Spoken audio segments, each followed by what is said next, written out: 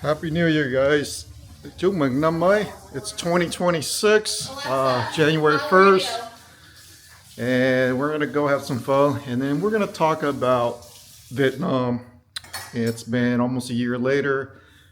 Why we went there, how we came about, how the flight was, and the safety. Safety, bathroom use. All those questions we had before going, now that we were able to reflect on it, we're going to talk about it. So almost a year later, we're going to talk about it. And guess what, guys? We're going back. So can't wait. Right, babe? That is correct. We cannot believe it. Yep, and I can't believe she's actually cleaning. Oh, shut up. See, look at that. Actually cleaning. See that, folks? Miracles do happen. It does. You're so stupid. Yep. Mm-hmm. This is a rarity, folks. Enjoy it. I caught it on camera. Lord. She's like the Grinch in the kitchen. Maybe this is a New Year resolution. For one day. Why do you want me to want to use my middle finger so early in this video? We haven't even walked out the door. And you already got me going. Because you surprised me. I saw you cleaning. Oh, get out. So how safe did you felt when you were in Vietnam? Well, Or wait, let's rephrase that. Sure. What was your preconceived notions prior to visiting Vietnam? okay, first of all, I'm a scaredy cat. So I'm a scaredy cat. I'm kind of always looking around. I'm anxious. That's the kind of person that I am. So I was already kind of nervous to go to my first country. Didn't know what to expect. But yeah, I had my guard up for sure. So I was extra aware. So when you were in Vietnam, what was your thoughts on safety-wise, personal safety? Right. So for safety-wise, when I was in Vietnam, first place we landed was Ho Chi Minh City. I did notice all the buildings, watching the people, the way they are interacting with each other, with us. I felt very comfortable. I was never alone, though, I don't think, in Ho Chi Minh City. In Ho Chi Minh City.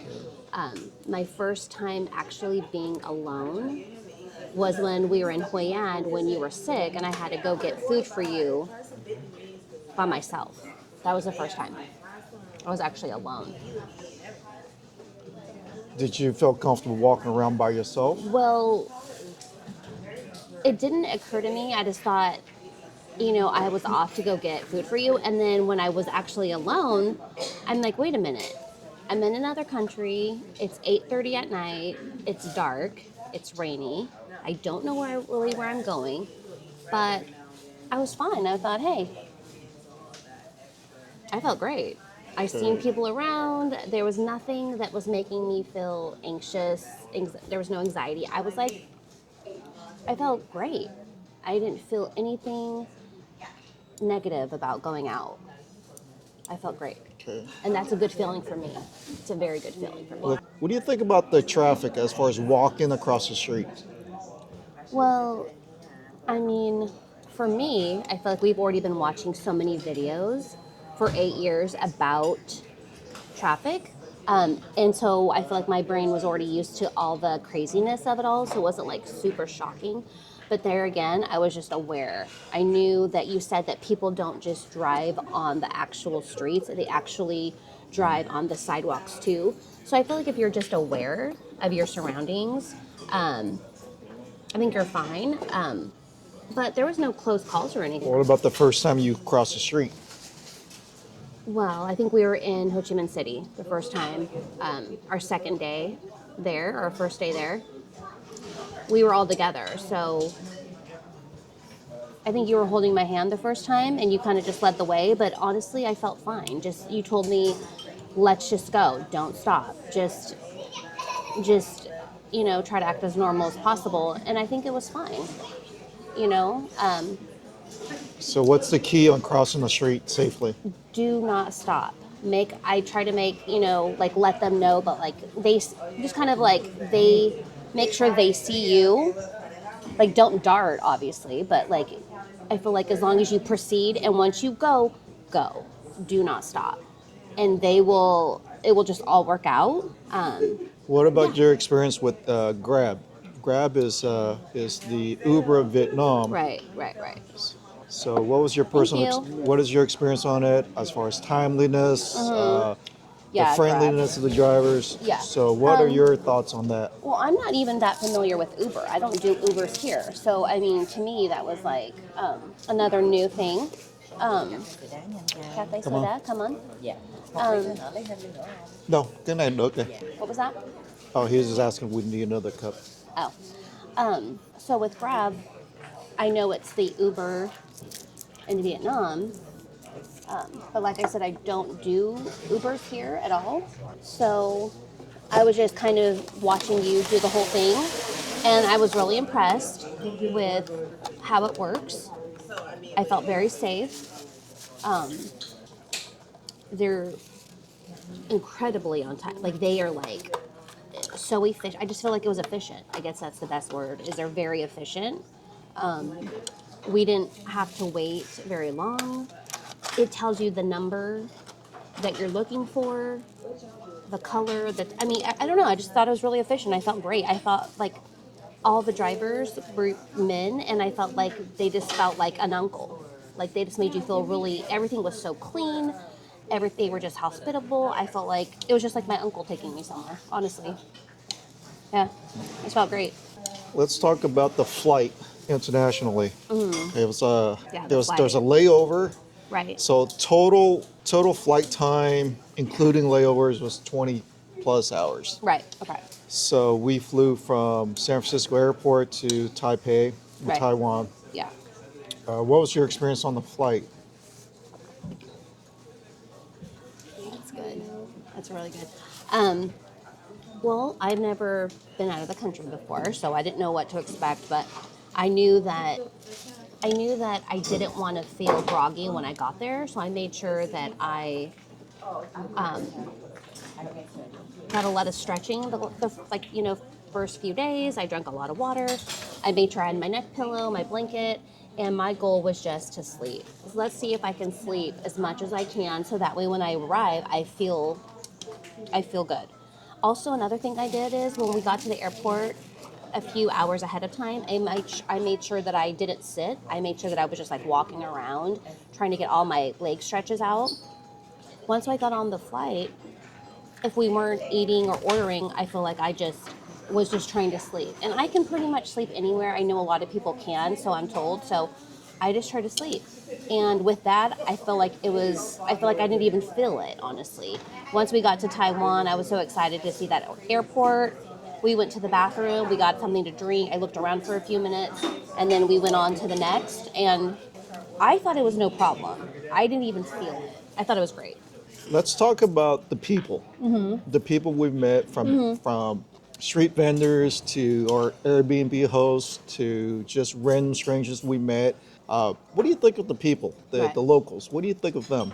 I think they are, I don't know if lovely is the right word, but I feel like they're amazing people. Like they are just so cool. Like I love everybody. Like I know, like they made me feel like they want to hang out, or like they're interested in who I am. Like So they're friendly. oh yeah, friendly. Yeah, that should have just said that. Yeah. So I feel like I wanted to be involved with what they were doing. Like, and you've seen that. You've seen me in Da Nang when I wanted to go and, go to the beach, and I wanted to go Zumba with the ladies, or if I wanted to have, talk to people. Like, I'm very extrovert, so I just felt like we could hang.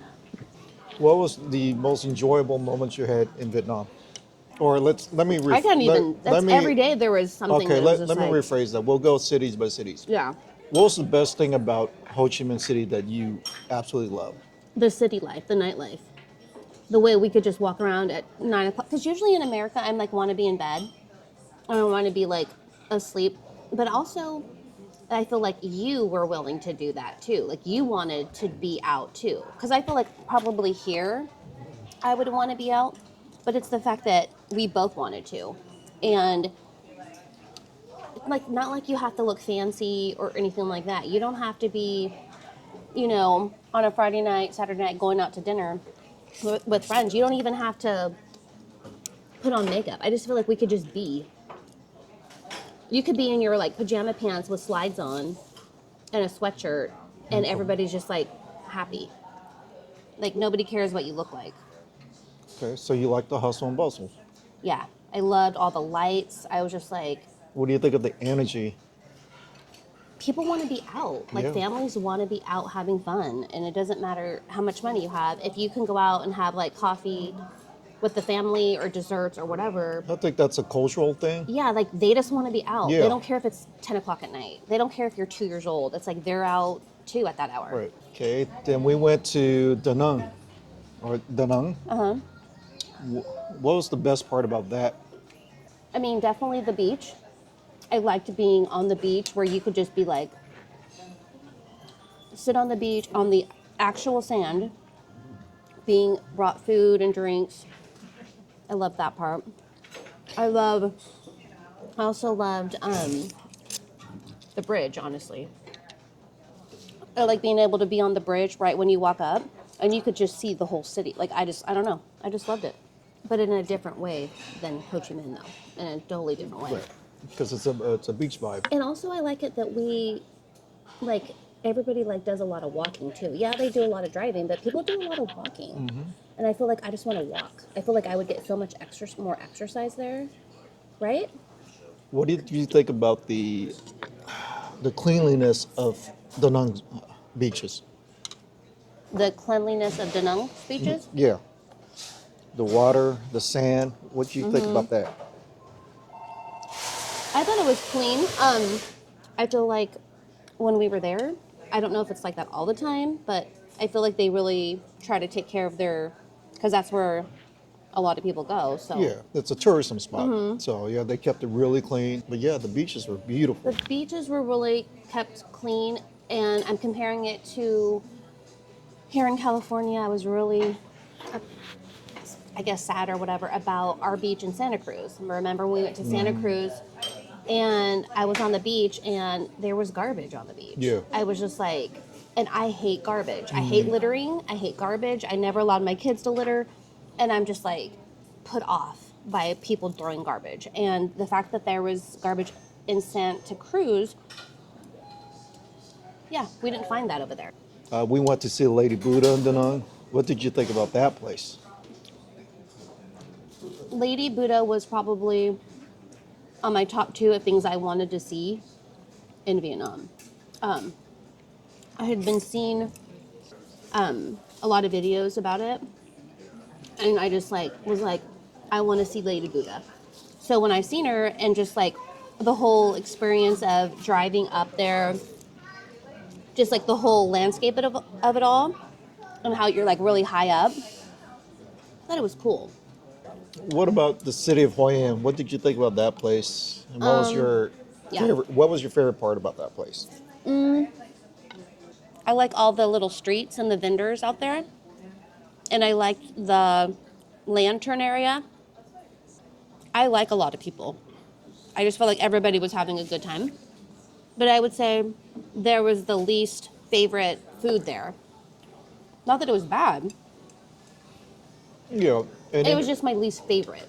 and in hindsight, I mean, I was sick for the majority of the time when we were in You Hoi were. An, so you didn't get to really go exploring. We didn't really go to a lot of different restaurants, and where we stayed at, it was a little bit. It was almost a 30-minute walk just to get to Old Town. But I think when we didn't try too many different restaurants, it's because I was sick bound or bed bound for yeah. for a couple days during our short trip. So, in all fairness, we did explore too many restaurants, but we'll change that the next time we go. So, what was your takeaway from this trip? Or let's backtrack. International travelers, because we stayed at a bunch of Airbnbs. I think you said your favorite was, of course, in Hoi An because you just fell in love with the people there, the workers, Yeah. our host, The villa we stayed at. the villa we stayed at.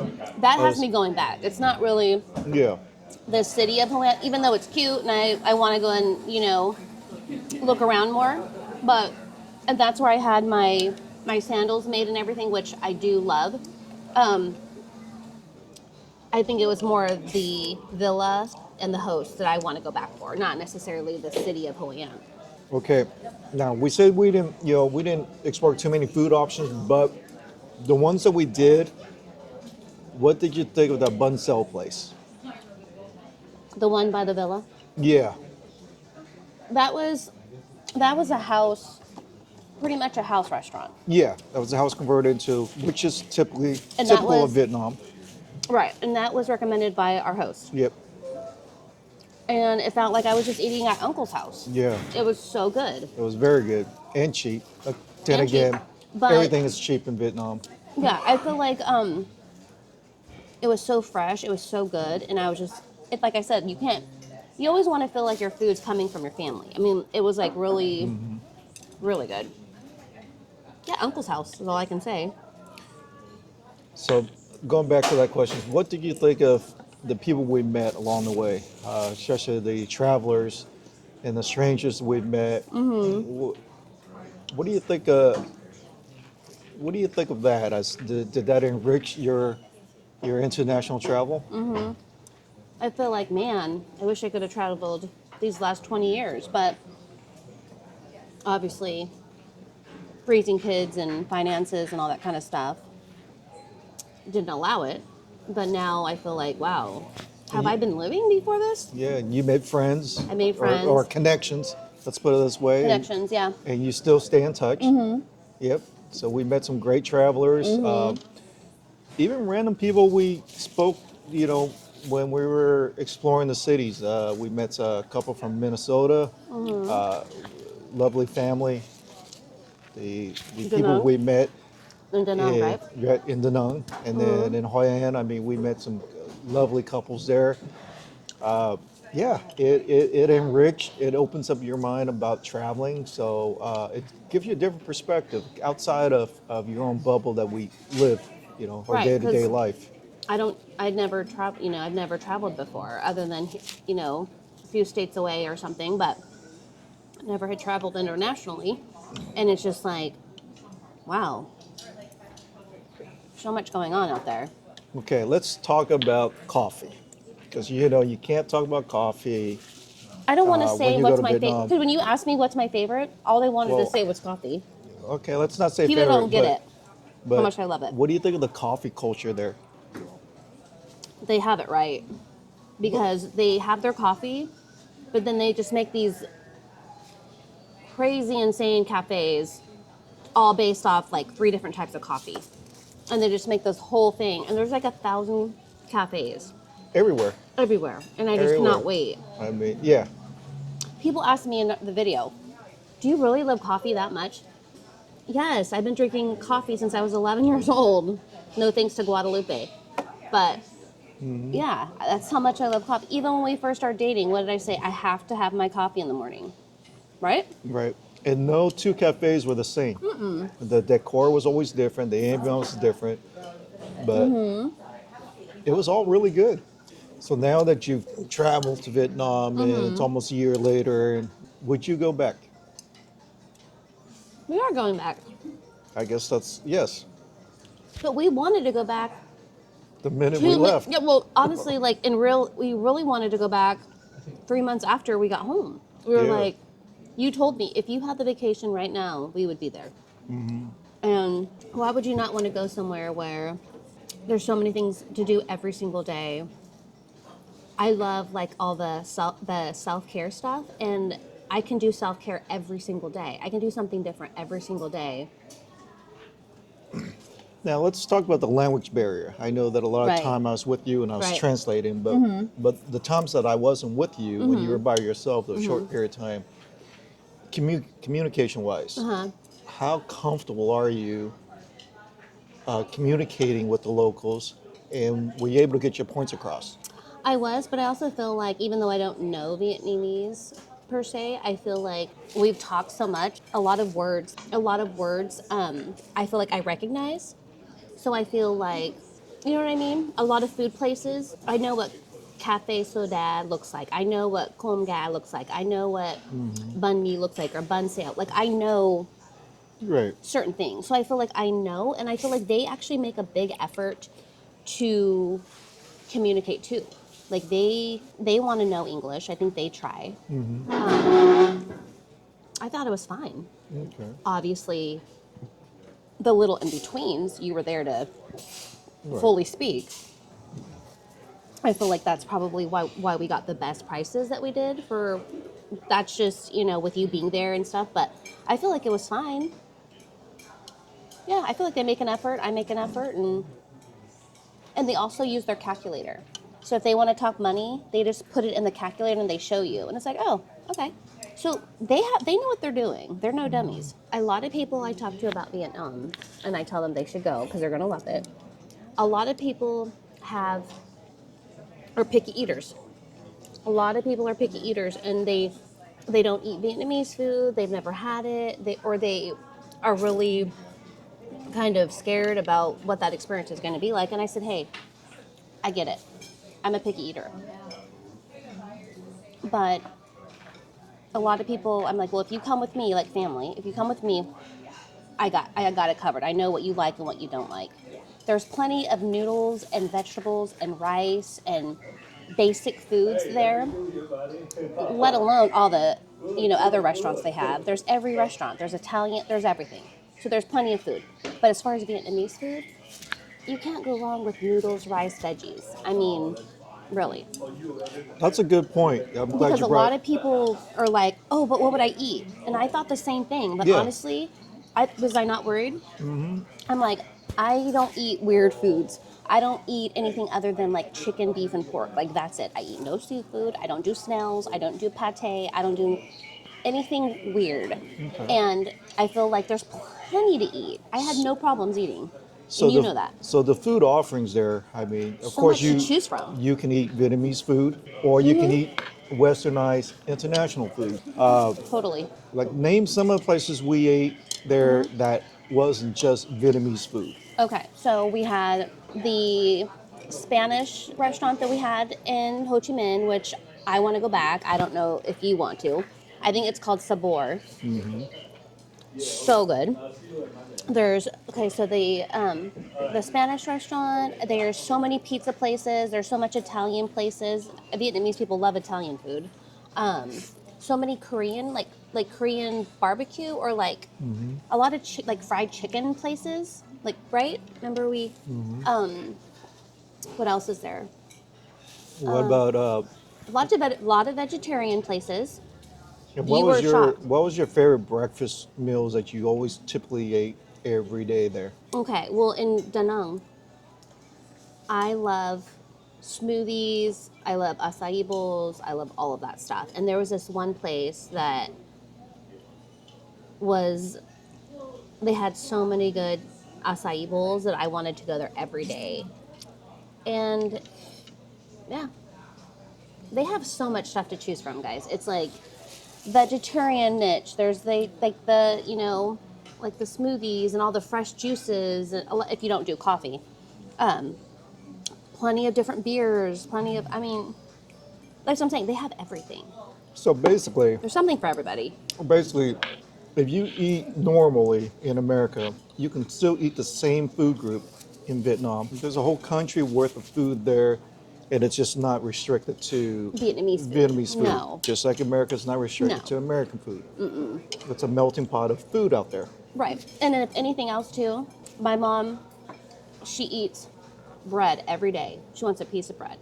They have fresh loaves of baguettes, crunchy, good baguettes everywhere you turn. So for somebody like my mom who only has toast pretty much all day for some reason, their fresh bread is next level. So, I mean, there's always something. And trust me, I was worried. You know that. People were worried for me because they're like, what are you going to eat? So if people were hesitant on traveling, let alone travel to, say, a third world country, Or Vietnam. such as Vietnam, what would you tell them? Chill out. I know, I'm a spaz, I get it. Chill out. Just trust me when I say you're gonna be fine, and just go for it. I mean, what do you have? You're gonna be, you're gonna be fine. I was even worried things about the bathroom because I have OCD. I'm like, oh my God, the bathroom. Am I gonna be able to wash my hands? Is there gonna be antibacterial soap? You know, like all of these things, like the shower. Like I'm really weird about showers and like how clean they are. Like I was, you know, What'd you think about the bum gun? right. So Let's talk about the bum gun. okay, so when you go to the bathroom, I've never used a bum gun, but before going to Vietnam. But Tell them what a bum gun is. okay, so basically it's like the bidets, but similar to that. But literally in Vietnam, it's just literally the hose, the little hose. There's nothing fancy about it. It's just the hose, no toilet paper. There's no toilet paper in sight. It's just the hose, and that's it. So I was like, what am I gonna do? Like, I don't even know how to use this thing. But you know what? Who doesn't want to be clean after you go to the bathroom? Like, you feel clean. Yes, it's different than what I'm used to or what you're used to, but who doesn't want to feel clean after all of that? I don't know. I liked it. I was like, you Yeah. have to get used to it because you got to know how to like aim it or whatever, and not get yourself all wet. But But a travel tip: bring Bring some- They do have toilet paper in Vietnam. Don't get me wrong. They do have toilet babe, paper. a lot of the bathrooms by the ocean, and then there was no toilet paper. Right. They're out of toilet paper in those bathrooms, but there are toilet papers you can buy from mini marts and whatnot, grocery stores, everywhere you can Oh, buy. yeah. It. So basically, travel tip is bring The little wet wipes or whatever wet that I wipes did. with you in your backpack, or carry with you in your personal bag when you go to the bathroom, because if you really want to feel dry after that, just bring some kind of toilet Yeah, paper you don't with want to you. be wet. But the bum gun does it all. I was pleasantly surprised. I liked actually it. love the damn thing. Yeah, I've asked you what your favorite thing about Vietnam, and I think I already know. you do. Let's talk about your absolute favorite thing that you love about Vietnam. thought you were gonna say the worst thing. I know you love cafe, the coffee, the people, the food. But what is the one thing we're to go back? The one thing that you really want to go do or see or touch? What is it? Or touch. What is it to explore? What is that one There's thing? so many things though, babe. I don't know what you're referring to. Let's talk about Mini Mart. Oh, Let's tell them about your Okay. relationship with Mini Mart. okay. So this is the weirdest thing, but I fell in love with their little mini marts and their Circle K's there because they're not like our Circle K's here. Their Circle K's are so cool. It's like a store.